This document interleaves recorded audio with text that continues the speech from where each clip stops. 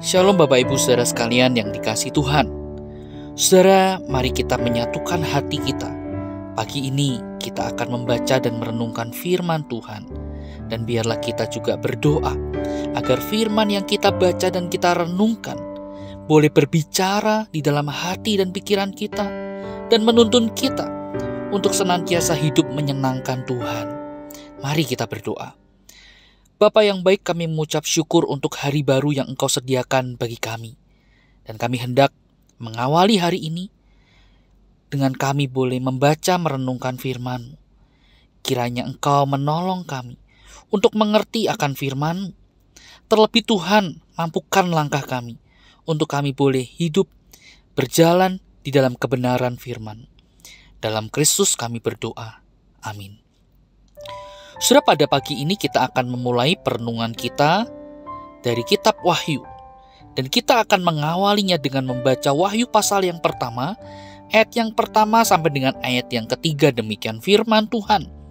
Inilah wahyu Yesus Kristus yang dikaruniakan Allah kepadanya, supaya ditunjukkannya kepada hamba-hambanya apa yang harus segera terjadi, dan oleh malaikatnya yang diutusnya, ia telah menyatakannya kepada hambanya Yohanes. Yohanes telah bersaksi tentang firman Allah dan tentang kesaksian yang diberikan oleh Yesus Kristus, yaitu segala sesuatu yang telah dilihatnya. Berbahagialah ia yang membacakan dan mereka yang mendengarkan kata-kata nubuat ini dan yang menuruti apa yang ada tertulis di dalamnya, sebab waktunya sudah dekat. Sampai di sini kita membaca firman Tuhan. Saudara sekalian kasih Tuhan, kitab Wahyu disebut sebagai kitab Wahyu karena pada permulaan kitab ini dikatakan, inilah wahyu Yesus Kristus. Sekalipun disebut wahyu, saudara, yang berarti mewahyukan Allah dan firman-Nya kepada manusia, khususnya kepada orang percaya. Namun patut disayangkan, saudara, kitab ini termasuk kitab yang jarang dibaca oleh orang Kristen.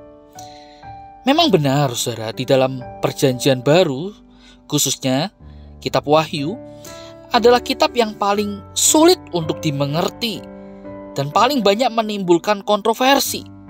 Tetapi, saudara, kitab ini juga merupakan firman Tuhan yang menjadi sumber iman kita, yang penuh dengan pengajaran dari Tuhan yang baik. Saudara, mari oleh karena itu, mulai hari ini kita akan merenungkan dari kitab Wahyu, satu kitab yang juga mempunyai relevansi tanpa batas waktu, yaitu dari dulu, sekarang, dan yang akan datang.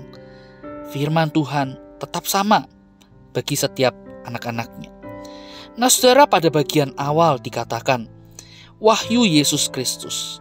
Itu artinya, saudara, kitab ini mengandung banyak sekali ajaran Yesus, terutama pandangan Yesus tentang gereja dan bagaimana hidup orang percaya.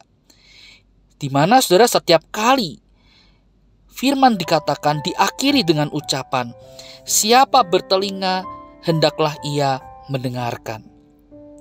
Nah, saudara, bukankah artinya kitab ini sekali lagi tetap relevan bagi kita hari ini? Kecuali jika kita tidak mempunyai telinga. Saudara, seorang tokoh yang bernama John Stott yakin bahwa kitab ini ditulis juga untuk gereja, seluruh gereja, di mana saja dan kapan saja. Nah, saudara, kitab Wahyu ditulis oleh Rasul Yohanes untuk sekelompok gereja yang sedang bingung pada waktu itu. Mereka kecewa, mereka tengah teraniaya di bawah pemerintahan Romawi. Nah, saudara, untuk menjawab kebingungan dan kekecewaan mereka, maka Allah menyatakan firman-Nya untuk menguatkan, menghibur mereka, yaitu melalui kitab Wahyu ini.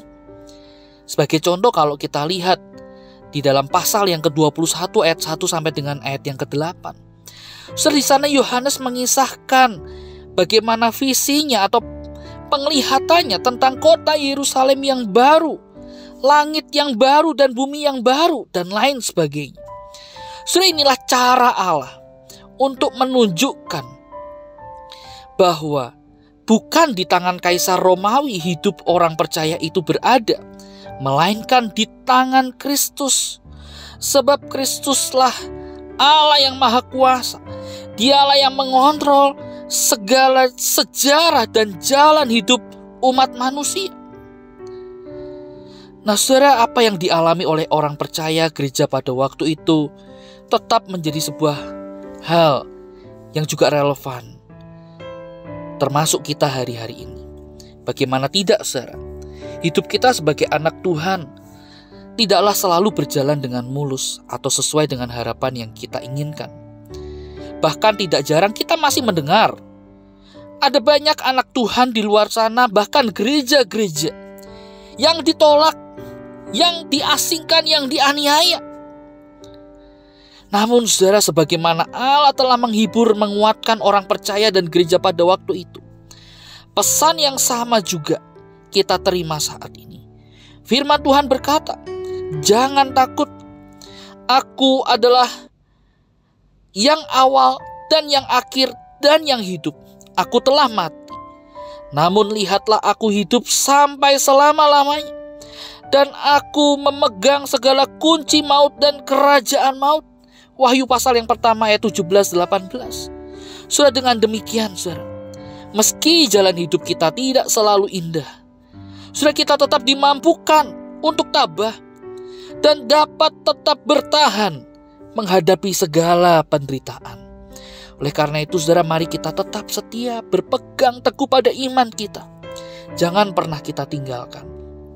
Mari kita selalu bersandar berharap kepada Kristus Tuhan, Allah yang Maha Kuasa. Amin. Mari kita berdoa. Tuhan, kami mengucap syukur untuk kekuatan dan penyertaan-Mu di dalam hidup kami. Meski badai hidup tidak jarang menerjang kami dengan hebat, namun tangan-Mu yang penuh kuasa selalu siaga menjaga dan menopang kami. Oh Tuhan, tolong ajar kami untuk senantiasa bersandar, berharap kepada-Mu dalam setiap musim hidup kami. Dalam Kristus kami berserah. Amin. Selamat pagi. Kiranya Tuhan senantiasa menyertai dan memberkati hidup kita. Terpujilah Allah.